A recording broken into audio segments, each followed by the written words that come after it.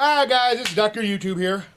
I thought I'd bring you a video on how to hide your money if you're a billion-dollar company and get away with it legally. And stuff Google doesn't want you to know how they get around paying their taxes. Okay? This is Young Turks. Check them out. Listen to this for a minute. Capitalist Tom Perkins, who's a billionaire, say that the rich are the new Jews and progressives are the new Nazis, and that this discrimination against the top 1% is so unjustified, and they're the poor victims. Now, I want to show you an example here of how the rich, and in this case, multinational corporations, actually rig the rules in their favor. So quite the opposite. It's not that they're the poor victims. They're the ones that are making sure that they don't pay taxes, and that they set up an unjust system, which invariably, of course, based on this, leads to income inequality and many other problems because we don't have a tax base. So, in this case, we're going to highlight a couple of tax havens that corporations use. They're called the Dutch Sandwich, which amazingly is not a sexual act, the Double Irish, and the Dirty Sanchez. All right, fine. The Dirty Sanchez is not one of the tax loopholes, but it is kind of what they're doing to us. So, some of the companies, and there's a long list of companies that take advantage of these, but just some of them are in the tech world: Apple, Google, Amazon, Adobe, Microsoft, and the list goes on. Now, some of those companies we like a lot because they've supported us in the SOPA and PIPA fights, where they protected internet freedom. And look, we make most of our money through Google. So now let me jeopardize that. Me too. Sorry, guys. Google as an example. Ars Technica had a terrific article about this. They quoted Bloomberg News as well. And they use them, again, as one of many examples. They're not the only ones doing this, but it gives you a good sense of what happens. For example, in 2009, you know what the tax rate that Google paid was? 2.4. Now, these are the same corporations that complained very loudly that Obama's killing, right? That was during the Obama years, by the way. And look, again, across the board, not necessarily Google with those complaints, but all the multinational groups, oh my God, they're not business friendly. We're paying too much taxes. Now, I ask you, did you pay 2.4%? I paid a hell of a lot more. My guess is you paid a lot more. If all you did was pay your sales tax, you paid a hell of a lot more than 2.4% of your income.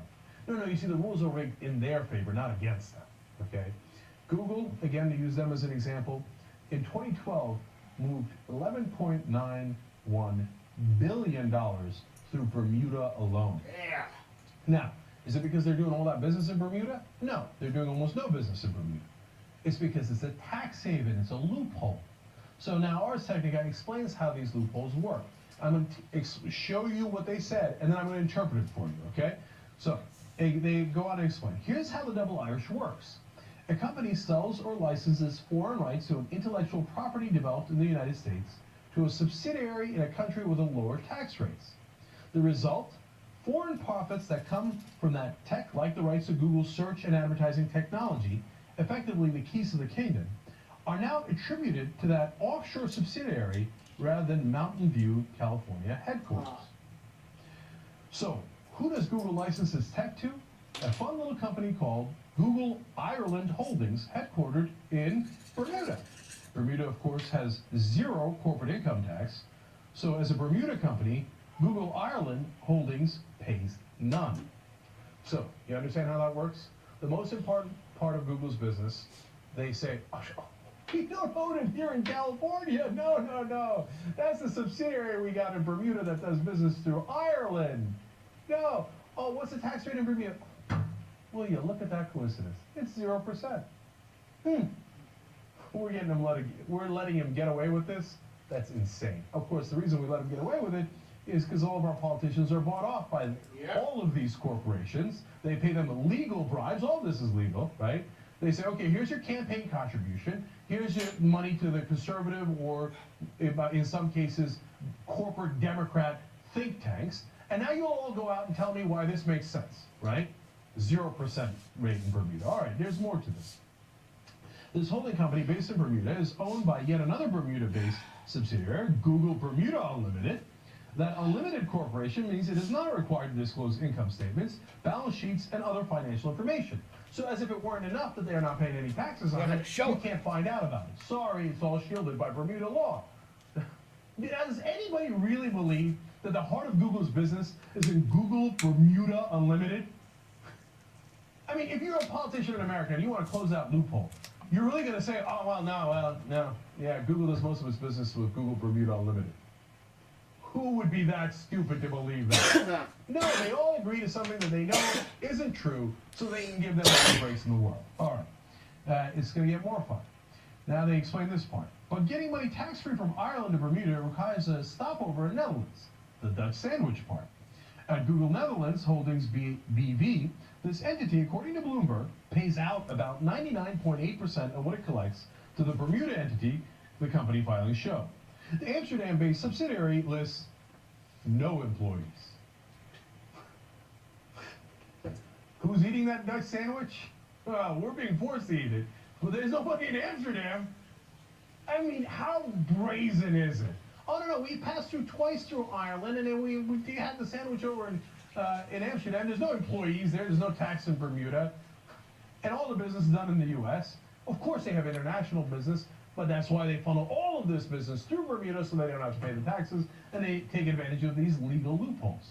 Now, if we gave a damn, we'd stop those, of course. And in fact, the good news is some people do give a damn. So 15 countries have gotten together, the OECD, and they've decided they're going to pass a reform that tries to bring all the nations together to stop this. Of course, those corporations are livid. So it must actually be good reform, otherwise they wouldn't care, right? Anytime that Obama does fig leaf reform, oh, we're going to reform things. And the insurance companies are like, oh, great, you're going to give me more customers? Oh, yeah, go ahead, historic health care reform, right? But in this case, they're like, wait, no, don't hurt us. So this is real. And as Ars Technica explains, if such reform passed, it would harmonize tax law within the European Union, and ideally worldwide, such that these types of shell games, albeit legal, would no longer be necessary, and that would be wonderful. Of course, Europe is leading on this. The U.S., we're kind of run by those same multinational corporations. And finally, I go to their attorneys for their excuse, and I love this. Baker and McKenzie says, no, you don't understand. If we actually had to pay taxes, well, then some of our investors might not give us as much money. Oh, is that right? Huh. Like if you had to be treated like other American citizens. They say in some cases, the market will give significant value to an enterprise even before the enterprise has revenue. Investors are willing to contribute capital to loss-making enterprises on the belief that these enterprises are investing heavily in the creation of value, which at some point in the future might be successfully monetized. I love that. Interpretation.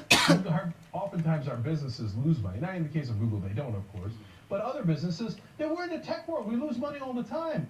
If our investors didn't think that they were going to rob you blind with these lower taxes, they might not invest in us. And how is that our problem? Why don't you run a good business that makes a lot of money, which again, Google does, but not some of the others, right?